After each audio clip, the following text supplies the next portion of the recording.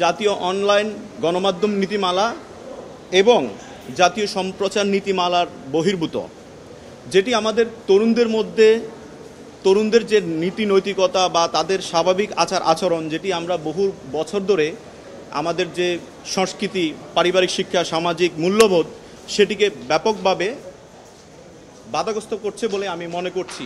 এজন্য আমি একজন সুপ্রিম কোর্টের আইনজীবী হিসেবে আমি মনে করছি এগুলো আসলে বন্ধ হওয়া উচিত। এবং যেহেতু বাংলাদেশের নাটক শিল্প খুবই প্রসিদ্ধ, পরিবারের সবাই মিলে দেখার মতো বিনোদনের একটি মাধ্যম বলা যায়। পরিবারের সবাইকে নিয়ে আমরা দেখি। আমরা এর আগে আমাদের প্রথিতযশা যে নাট্যকাররা আছেন, হুমায়ুন আহমেদ, আবদুল্লাহ আল মামুন থেকে শুরু করেন, তাদের নাটকগুলো আমরা পরিবার নিয়ে দেখতে পারতাম। কিন্তু আমাদের এই নাটকগুলো আমরা দেখতে পারি না, কারণ অশালীন ডায়লগ নিয়ে আঞ্চলিক যে ভাষাগুলো, সেটি কিন্তু আমাদের ভাষার অলংকার, কিন্তু আঞ্চলিকতার মধ্যেও কিছু গালি আছে, সেগুলোকে তুলে আনার তো কোনো মানে হয় না।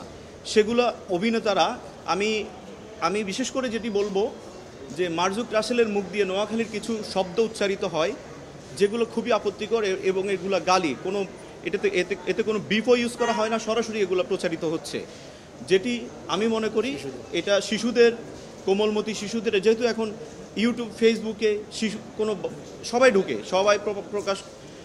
সবাই সেখানে প্রবেশ করে এবং কন্টেন্টগুলো দেখে।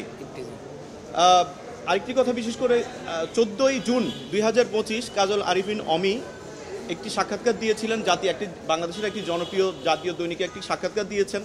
সেখানে তিনি বলেছেন, ব্যাচেলর পয়েন্ট আমি আগে বানাতাম বিশ্ববিদ্যালয়ের ছাত্রছাত্রীদের জন্য, কিন্তু বর্তমানে ব্যাচেলর পয়েন্ট আমি বানাই সবার জন্য, বাচ্চা থেকে মুরব্বী সবাই ব্যাচেলর পয়েন্ট দেখেন। আমি কোট আনকোট আমি ওনার সাক্ষাৎকারে এই কথাটা বলছি।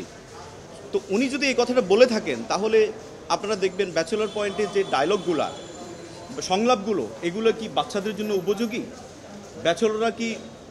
ব্যাচেলর তো আমরাও ছিলাম, আমরাও মেসেজ ছিলাম, আমরা কি এই শব্দগুলো ইউজ করতাম? নারীদের প্রতি অবজ্ঞাসুলভ শব্দ ইউজ করা হয়, এবং ব্যাচেলরদের মধ্যে বিশেষ করে এমন শব্দ উচ্চারিত হয় মাদকের ব্যাপারে, যেটি বাচ্চাদেরকে মাদকের প্রতি আগ্রহ বাড়াবে। সুতরাং আমি আমার দায়িত্ববোধ থেকে, এবং যেহেতু এই সংলাপগুলো অশালীন শব্দগুলোর কারণে এই জাতীয় অনলাইন গণমাধ্যম নীতিমালা 2017 এবং জাতীয় অনলাইন গণমাধ্যম নীতিমালা 2014 3, 4 ও 6 নং অনুচ্ছেদ সরাসরি এখানে চলে আসে, এটাকে লঙ্ঘন করা হচ্ছে। অর্থাৎ বিনোদন হতে হবে সুস্থ ধারার, আমাদের যে সামাজিক মূল্যবোধ সেগুলোকে। আমি এই আইনি নোটিশের মাধ্যমে আমি ওনাদেরকে যেটা বলতে চাচ্ছি সেটি হচ্ছে, কাজল আরিফিন অমি এবং আমি আরও অভিনেতা মারজুক রাসেল, সাইদুর রহমান পাবেল, জিয়াউল হক পলাশ, শিমুল শর্মা, আমি ওনাদেরও লিগ্যাল নোটিশ দিয়েছি। আমি তাদের কাছে যেটা বলতে চাচ্ছি, কাজল আরিফিন অমি বলেছেন যে এই নাটকটি সিজন 5 আরও 120 পর্ব পর্যন্ত প্রচারিত হবে। 120 পর্ব, মাত্র 108 পর্ব, 1 থেকে 8 পর্ব প্রচারিত হয়েছে। আমি এই আইনি নোটিশের মাধ্যমে আমি ওনাকে সময় দিয়েছি,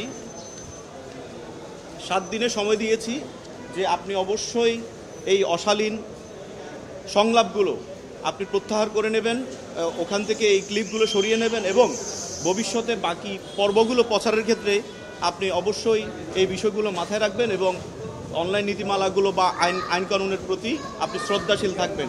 না হলে আমি আপনাদের বিরুদ্ধে আমি পরবর্তী আইনগত পদক্ষেপ নিতে বাধ্য হব।